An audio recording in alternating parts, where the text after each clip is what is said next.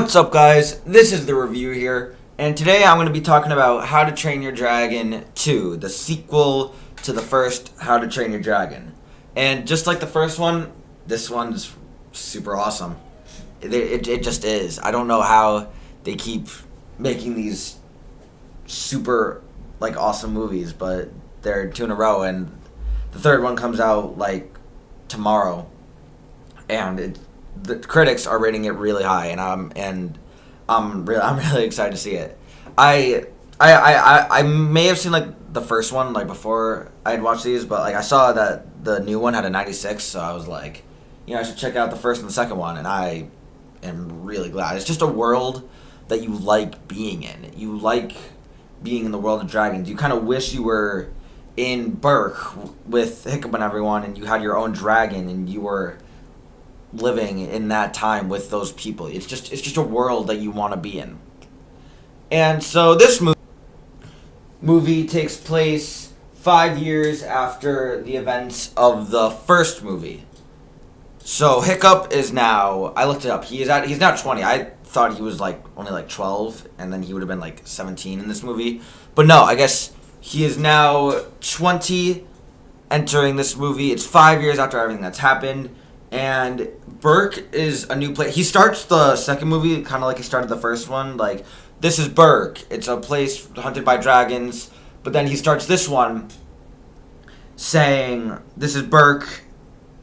That we live in harmony with dragons." And I assume they'll start the third one the same way and maybe close out. I heard it seems like this is closing out the trilogy. This new movie that's coming out tomorrow.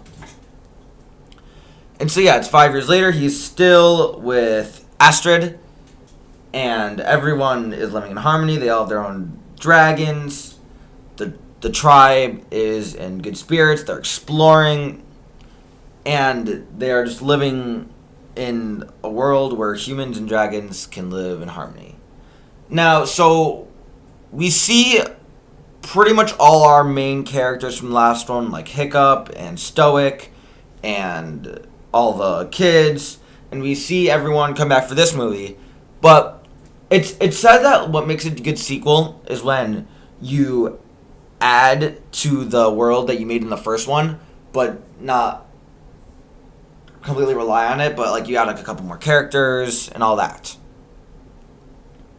So they add a couple new characters here. We meet this guy pretty much right from the start of the movie. At first we kind of see him as an enemy because he had been hunting dragons because he doesn't want to get hunted down by Drago, who is another new character, our main villain of the movie.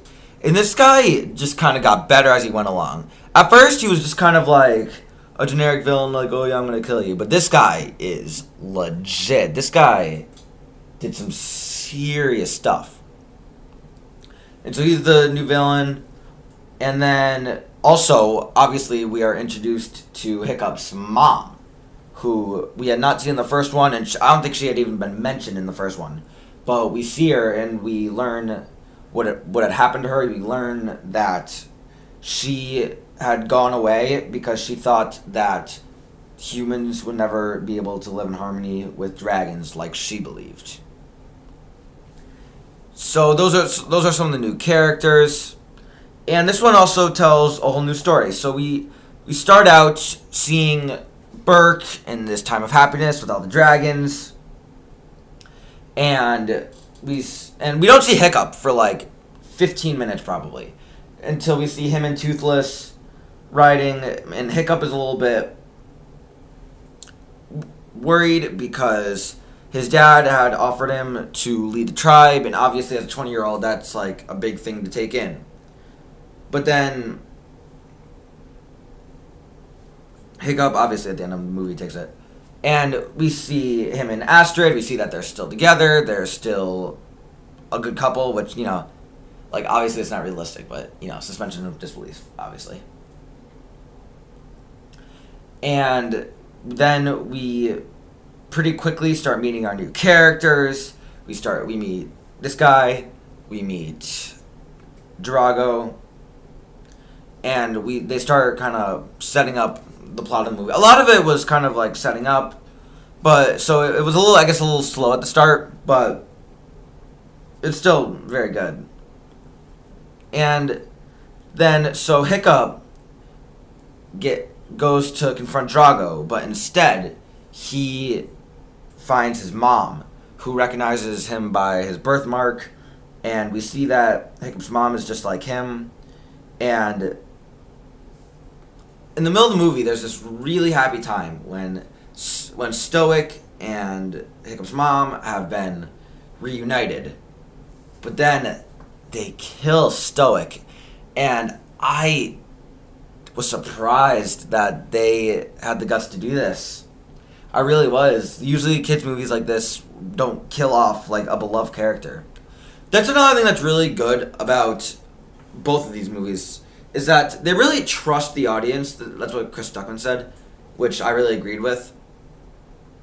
Like, a lot of kids' movies these days are very family friendly, they're very PG, they are very easy, very light. And these really tell like a real story. They don't rely on any joke. Actually, these movies aren't even like that funny. They're just very cool. And we totally see that throughout the movie. And they really like trust the kids to be able to watch this movie and know what's going on and be able to handle it. And I think this is the way that they should trust kids. Kids are stronger than I think people, or I guess movie makers tend to think. People kind of think young and old, but kids can handle this. And yeah, they killed Stoic off in a really, and it was in a cool way. He didn't die like a wimp or anything. They actually killed him off in a way that was really satisfying for his character to save Hiccup. And I didn't love that they had Toothless do it. I think they could have just had, like, I know Toothless was under the mind control of Drago, but I don't think Toothless really had to be the one to do this. It could have been like the big white dragon, who is Drago's main dragon. And so going into the finale, we see that Drago is trying to take control of all the dragons because he's just kind of crazy. He always reminds me of the Rocky 4 villain, actually, just because, same name and they're both super crazy. And what happens is Hiccup is able to get to Toothless, who's able to spark the flame that brings the dragons to all stand up against Drago. And it ends with Hiccup leading the tribe now that Stoic has passed. Again, just a very good movie. Again, this movie has an awesome score.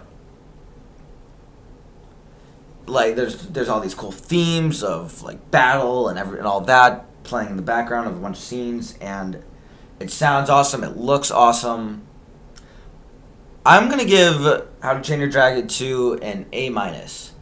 I would say it's not quite as good as the first. I think the first was a little bit better, but I also like a good origin story.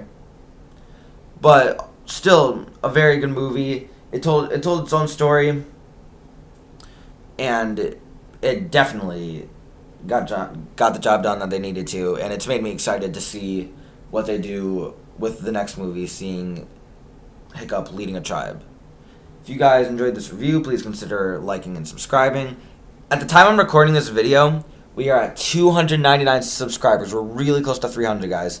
So hopefully we can get up to 300 any day now. Thank you guys so much for watching, and keep watching movies.